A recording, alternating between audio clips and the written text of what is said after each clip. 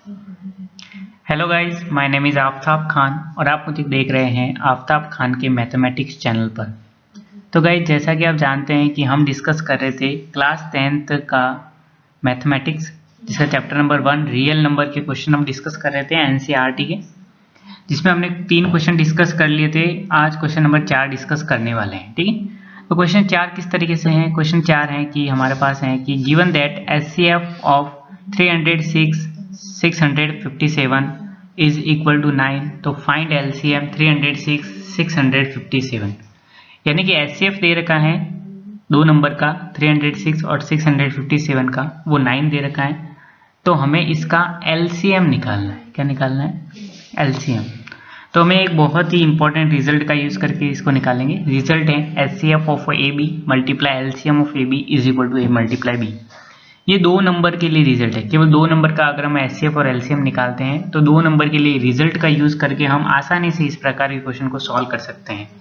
ये result 3 number के लिए नहीं लगता है गाइस, ये रिजल्ट सिर्फ 2 नंबर के लिए ही लगता है। यानी कि प्रोडक्ट रूल है ये, कि अगर हम 2 नंबर का प्रोडक्ट करें या उनके एलसीएम और एचसीएफ का प्रोडक्ट करें, वो बराबर आता है। ये रिजल्ट आता है सिर्फ 2 नंबर के लिए। ठीक है, तो इस रिजल्ट का यूज करके हम इस प्रकार के क्वेश्चन को बड़े ही आसानी से सॉल्व कर सकते हैं।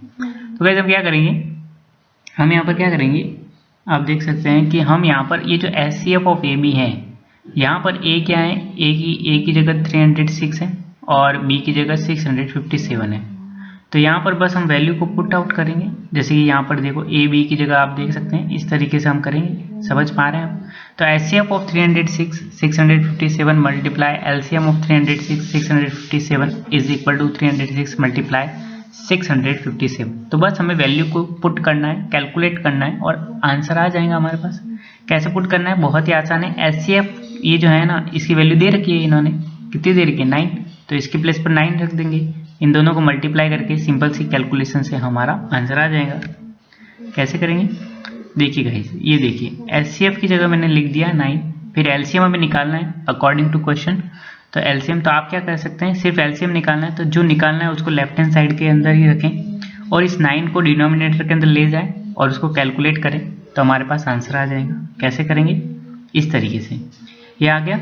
आप क्या करेंगे, थोड़ा सा इसको कैलकुलेट करें। कैलकुलेट करना आता ही होगा आपको, तो मैं आपको बता देता हूँ कैसे कैलकुलेट करेंगे। इसको कैंसिल आउट करेंगे। जैसे कि ये कट गया 3 की टेबल से 3 टाइम्स और ये कट गया 102 टाइम्स। ठीक, फिर आप देख सकते हैं इसको 3 की टेबल से काट सकते हैं और इसको भी काट सकते हैं। ये आ जाएगा 2 1 और 9 टाइम्स। ठीक है, फिर ये 102, फिर आप क्या कर सकते हैं 102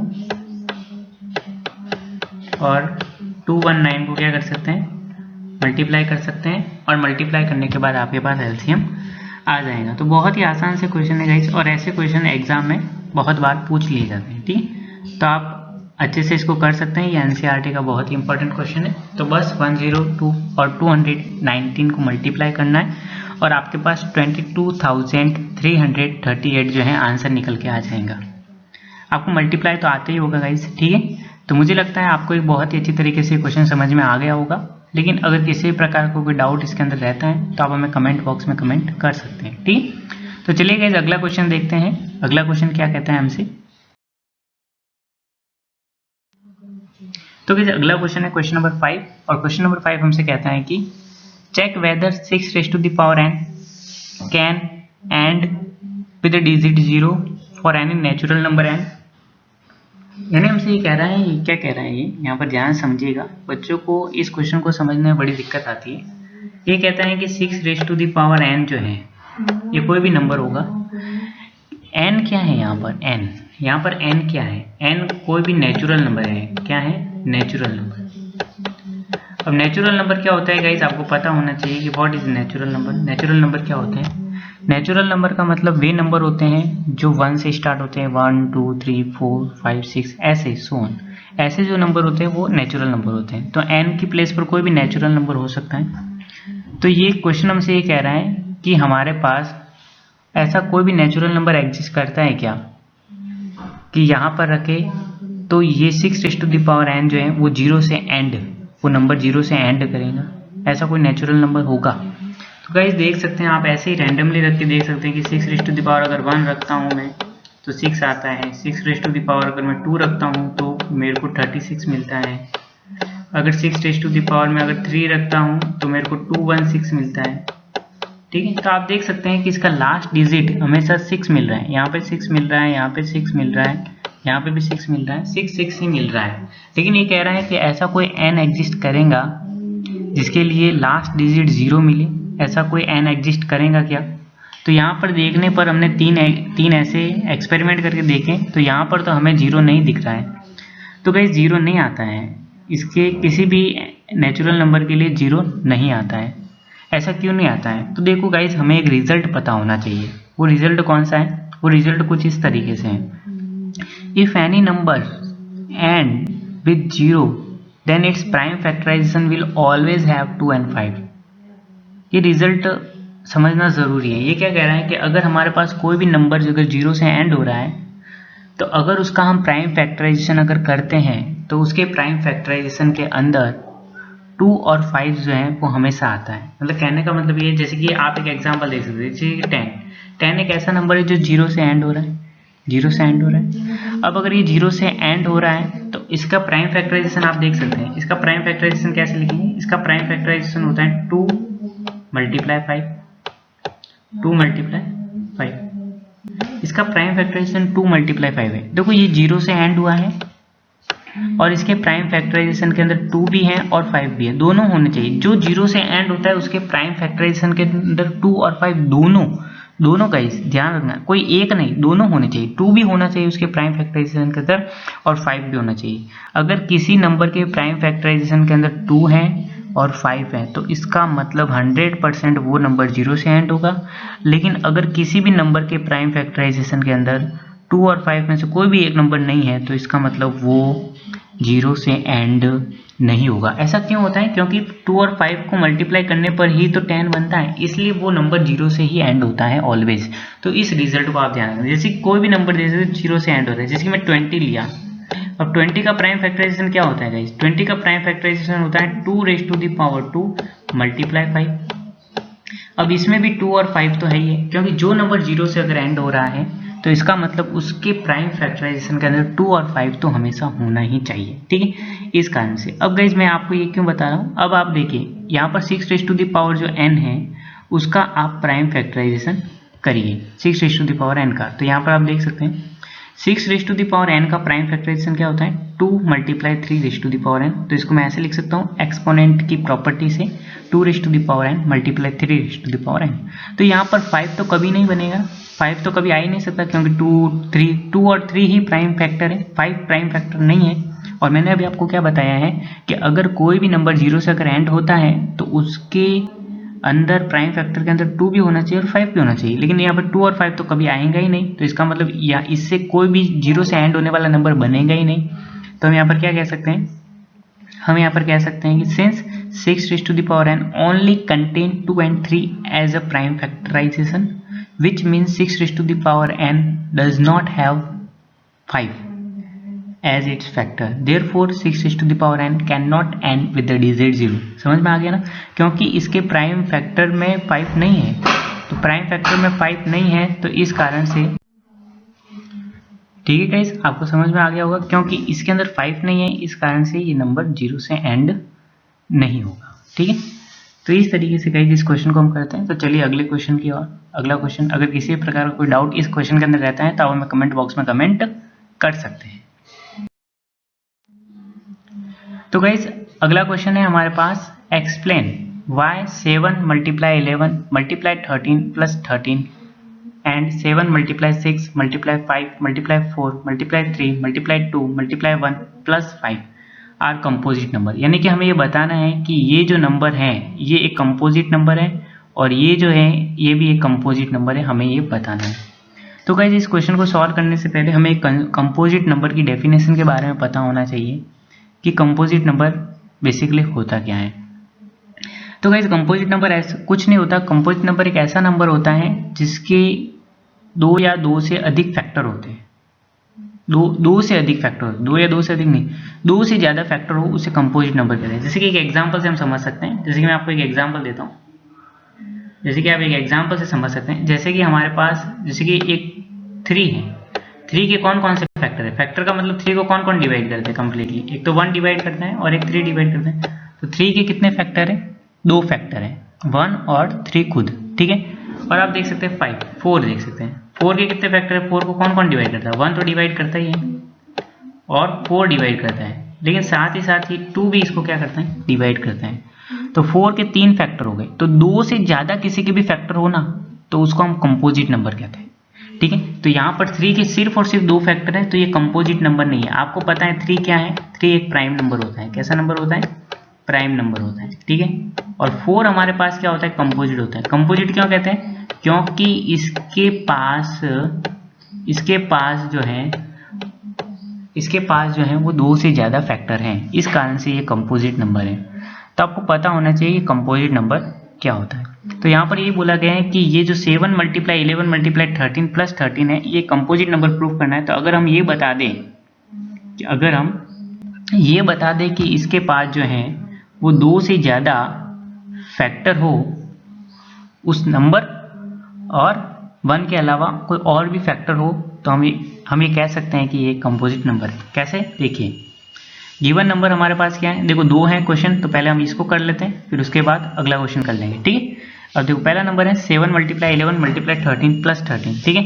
अब यहाँ पर देखिए, इसको अगर हमें देखना है तो हम यहाँ पर क्या करेंगे, देखिए गाइस यहाँ पर प्लस का 13 है और यहाँ पर भी 13 है, तो यहाँ पर 13 इसमें भी है और इसमें भी, और प्लस का साइन है, तो हम यहाँ से 13 कॉमन ले सकते हैं ना, क्या लिख सकते हैं, 13 कॉमन ले सकते हैं। तो हम यहाँ से 13 कॉमन लेने वाले हैं। तो देखिए गाइस, मैंने यहाँ पर 13 को कॉमन ले लिया, तो क्या बचेगा 7 × 11 × 1। यहाँ पर देखो 13 कॉमन आने पर 0 नहीं बचता है, यहाँ पे ध्यान रखना 1 बचता है, फिर प्लस का 1, ठीक है। अब आप क्या कर सकते हैं, इसको थोड़ा सॉल्व करेंगे। तो आप देखिए यहाँ पर मैंने 7 को 11 से मल्टीप्लाई करके 1 से मल्टीप्लाई करके 77 हो गया, फिर +1, तो 77 + 1 कितना होता है, आप देख सकते हैं यहाँ पे ये हो गया हमारे पास 13 × 78। तो अब देखो मैंने इस नंबर को कैसे लिख दिया, 13 × 78, ठीक है। अब देखो इसके 2 फैक्टर तो ये हो गए, एक 1 हो गया, एक तो 1 फैक्टर होता ही है सभी नंबर का, और एक 13 और 78 ही हो गए, और ये जो नंबर मल्टीप्लिकेशन के बाद आएगा वो नंबर, वो भी इसका फैक्टर होगा। तो इसका मतलब इसके 2 से ज़्यादा फैक्टर है, तो इसका मतलब ये कंपोजिट नंबर हो गया ना, इसका मतलब ये क्या हो गया, कंपोजिट नंबर हो गया। तो आप देख सकते हैं clearly 13 × 78 has more than 2 factors, therefore 7 × 11 × 13 + 13 is a composite number. तो ये हमारे पास क्या होता है, एक कंपोजिट नंबर होता है, ठीक है। तो इस तरीके से गाइस इस प्रकार के क्वेश्चन करते हैं। अगला क्वेश्चन देखते हैं, अगला क्वेश्चन कैसे होगा। तो देखिए गाइस अगले क्वेश्चन में क्या है, हमारे पास है 7 × 6 × 5 × 4 × 3 × 2 × 1 + 5। तो यहाँ से 5 कॉमन आ रहा है, यहाँ से क्या कॉमन आ रहा है, 5 कॉमन आ रहा है, तो 5 ले लिया, फिर यहाँ पर जहाँ पर 5 है वहाँ पर 1 बचता है, और यहाँ पर प्लस का 1 हो गया, ठीक है। अब यहाँ पर हम मल्टीप्लाई कर लेते हैं। तो जैसे मैंने मल्टीप्लाई कर दिया अंदर की टर्म को, 42 × 24 + 1, अंदर और मल्टीप्लाई करेंगे तो ये हो गया 1008 + 1, और ये हो गया हमारे पास 5 × 1009। तो बस ये हमारे पास 2 फैक्टर इसके अंदर भी हो गए, ठीक है। तो इस कारण से हम यहाँ पे कह सकते हैं clearly 5 × 1009 has more than 2 factors, therefore this is a composite number. तो ये भी हमारे पास क्या हो जाएगा, एक कंपोजिट नंबर हो जाएगा। तो इस तरीके से गाइस हम इस प्रकार के क्वेश्चन को सॉल्व करते हैं। तो चलिए गाइस हम अगला एक लास्ट क्वेश्चन जो है इस एक्सरसाइज का वो देखते हैं, और उसको सॉल्व करने का प्रयास जो है वो हम करते हैं। तो चलिए गाइस क्वेश्चन नंबर 7 देखते हैं। तो गाइस देखिए क्वेश्चन नंबर 7 हमसे क्या कहता है, ये लास्ट क्वेश्चन है इस एक्सरसाइज का, उसके बाद ये एक्सरसाइज कंप्लीट हो जाएंगी। तो देखिए क्वेश्चन को अच्छे से रीड करेंगे। There is a circular path around a sport field. Sonia take 18 minutes to drive 1 round of the field, while Ravi takes 12 minutes for the same. Suppose they both start at the same point at the same time and go in the same direction. After how many minutes will they meet again at the starting point? तो ये guys एक word problem है, ठीक है। ये कैसी problem है, word problem है, और स्टूडेंट को ये प्रॉब्लम समझने में बड़ी दिक्कत होती है कि वर्ड प्रॉब्लम कैसे करें, कि एलसीएम और एचसीएफ में हमें पता ही नहीं लगता है कि किसका एचसीएफ निकालना है, किसका एलसीएम निकालना है, ठीक है। तो गाइस इसको बड़े ही अच्छे तरीके से हम समझेंगे। यहाँ पर वापस से देखिए, यहाँ पर क्या बोला जा रहा है, there is a circular path around a sport field. एक सर्कुलर पाथ के बारे में डिस्कशन किया जा रहा है, ठीक है। एक सर्कुलर पाथ होगा, यानी कि एक आप मान सकते हैं कि एक दौड़ने वाला फील्ड है, सर्कुलर फील्ड है जिसके अंदर दौड़ रहे हैं, स्पोर्ट्स फील्ड है। ठीक है, इसमें क्या करना है, Sonia take 18 minutes to go drive 1 round of the field. यानी कि यहाँ मान लेते हैं कि एक सोनिया है जो कि यहाँ से अगर चलना स्टार्ट करती है तो पूरा एक कंप्लीट राउंड करने में, अब मैं यहाँ पे निशान लगा देता हूँ, जैसे कि यहाँ पे आप देख सकते हैं कि सोनिया जैसे कि यहाँ से चलना स्टार्ट करती है, यहाँ से, ठीक है, यहाँ से अगर चलना स्टार्ट करती हैं तो एक कंप्लीट राउंड सोनिया को यहाँ से यहाँ तक पूरा राउंड कंप्लीट करने में 18 मिनट का समय लगता है। कितने मिनट का समय लगता है? 18 मिनट का समय लगता है। सोनिया को पूरा कंप्लीट राउंड करने में 18 मिनट का समय लगता है। और वहीं रवि नाम का एक लड़का है, उसे कंप्लीट राउंड करने में कितना समय लगता है? 12 मिनट का। रवि थोड़ा सा तेज भाग रहा है, इसका मतलब देखो सोनिया को तो 18 मिनट लग रहे हैं और रवि को कितने लग रहे हैं? 12 मिनट लग रहे हैं। For the same, suppose they both start the same point, इसी पॉइंट से स्टार्ट कर रहे हैं and go in the same direction, और सेम डायरेक्शन में स्टार्ट कर रहे हैं और सेम पॉइंट से स्टार्ट कर रहे हैं और एक ही समय में स्टार्ट कर रहे हैं। ठीक है, तो रवि तो 12 मिनट में एक राउंड कंप्लीट कर देता है और सोनिया नाम की जो लड़की है वो थोड़ी स्लो है, वो 18 मिनट में एक राउंड को कंप्लीट करती है। तो क्वेश्चन वाले ने हमसे क्या पूछा है? क्वेश्चन वाला हमसे ये पूछ रहा है, after how many minutes will they meet again at the starting point. यानी कि क्वेश्चन वाला हमसे कह रहा है कि कितने समय के बाद ये वापस जो है एक साथ मिलेंगे, कितने मिनट के बाद। जैसे कि यहाँ पर क्वेश्चन वाले ने क्या पूछा, वापस समझने का प्रयास करें, बड़ा ही अच्छा क्वेश्चन है ये। क्वेश्चन वाले हमसे ये पूछ रहा है कि यहाँ पर जैसे कि एक सोनिया नाम की लड़की है, मान लो कि ये सोनिया है, ये क्या है, ये सोनिया नाम की लड़की है, और यहाँ पर एक रवि नाम का भी लड़का है। ठीक है, यहाँ पर एक रवि नाम का भी लड़का है, ठीक, रवि नाम का भी लड़का है यहाँ पे। ठीक, सोनिया नाम की लड़की और रवि नाम का लड़का दोनों यहाँ से रेसिंग लगाना चालू किए, दोनों यहाँ से दौड़ना चालू किए। अब सोनिया जो है ना, सोनिया इसे कंप्लीट राउंड करती है, यानी पूरा राउंड घूमे के आएंगी और यहाँ पर वापस आएंगी और इसको लगेंगे 18 मिनट। कितने मिनट? 18। वहीं रवि को लगते हैं 12 मिनट। तो 18 मिनट लगते तो रवि पहले यहाँ पे आ जाएंगे ना, रवि तो पहले यहाँ पे आ जाएंगे ना, सोनिया से पहले आ जाएंगे ना, 12 मिनट के अंदर ही यहाँ पे आ जाएगा, सोनिया आएंगी 18 मिनट के अंदर। तो ये क्वेश्चन वाला हमसे ये पूछा है कि कितने मिनट के बाद ये दोनों इसी जगह मिलेंगे, सेम पॉइंट पर मिलेंगे, कितने मिनट के बाद मिलेंगे? 18 मिनट के बाद तो नहीं मिलेंगे और ना ही 10 मिनट के बाद मिलेंगे, कितने मिनट के बाद मिलेंगे? तो हमें देखो कितना क्या पूछा है, यानी कि 18 मिनट के बाद तो नहीं मिलेंगे क्योंकि रवि आगे जा चुका होगा, सेकेंड राउंड लेने के लिए जा चुका होगा। समझ पा रहे हैं? तो इसमें गाइस हमें एलसीएम फाइंड करना होगा। क्योंकि एलसीएम क्यों फाइंड करना होगा? क्योंकि एलसीएम कैसे पता लगा कि एलसीएम फाइंड करना होगा? आप देख सकते हैं 12 और 18 दो नंबर है, अब कितने मिनट के बाद मिलेंगे? तो इसका मतलब ये 12 और 18 से तो नंबर ज़्यादा ही होगा ना, 12 और 18 दोनों नंबर से तो ज़्यादा मिनट के बाद ही मिलेंगे। 18 मिनट के पहले नहीं मिल सकते हैं ना, 12 मिनट के पहले, 10 मिनट के पहले मिल सकते हैं क्या? 10 मिनट के पहले, 10 मिनट में तो कहीं सोनिया यहाँ होगी, रवि यहाँ होगा, कहीं यहाँ होगा, मिलेंगे थोड़ी।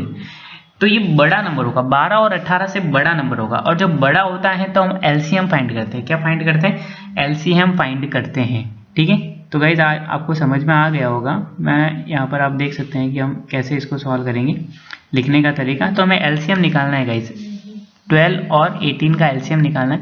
तो एलसीएम निकालने के लिए हम प्राइम फैक्टराइजेशन मेथड यूज़ कर सकते हैं। हम इसका प्राइम फैक्टराइजेशन आप देख सकते हैं, ऐसे हम करते हैं। 18 का प्राइम फैक्टराइजेशन कुछ इस तरीके से होता है और इसका प्राइम फैक्टराइजेशन हम इस तरीके से लिख देते हैं। अब गाइज कुछ नहीं करना है, इसमें प्राइम फैक्टराइजेशन हो गया है। तो एलसीएम के लिए हम क्या करते हैं, इन दोनों में से कॉमन देखते हैं और कॉमन की हाईएस्ट पावर। तो कॉमन की हाईएस्ट पावर क्या है हमारे पास? कॉमन की हाईएस्ट पावर आप देख सकते हैं 2⁻² मल्टीप्लाई 3⁻3, दोनों को मल्टीप्लाई करके 36। तो सोनिया जो है, सोनिया और Ravi after 36 minute they will meet again at the starting point, यानी कि ये वापस से स्टार्टिंग पॉइंट में मिल जाएंगे 36 मिनट के बाद। अब गाइस सोचने का प्रयास करिए कि 36 मिनट के बाद होगा क्या। देखो यहाँ पर रवि था और यहाँ पर ही सोनिया थी। सोनिया जो है 36 मिनट में कितने राउंड कंप्लीट करेंगी? 2 राउंड कंप्लीट कर देंगी। और वहीं रवि जो है कितने राउंड कंप्लीट करेगा? 3 राउंड। तो रवि तो 3 राउंड कंप्लीट करके यहाँ पे बैठा होगा और सोनिया जो है 2 राउंड कंप्लीट करके यहाँ पे बैठी होगी। ठीक है, लेकिन दोनों एक साथ मिल जाएंगे, सेम पॉइंट के ऊपर मिल जाएंगे। ठीक है, तो इस तरीके से गाइज हम इस प्रकार के क्वेश्चन को करते हैं और एक ही वर्ड प्रॉब्लम जो है हमें दे रखी है एनसीईआरटी के अंदर और ये बहुत ही इंपॉर्टेंट वर्ड प्रॉब्लम है। तो इस तरीके से गाइज हम इस प्रकार के क्वेश्चन को करते हैं।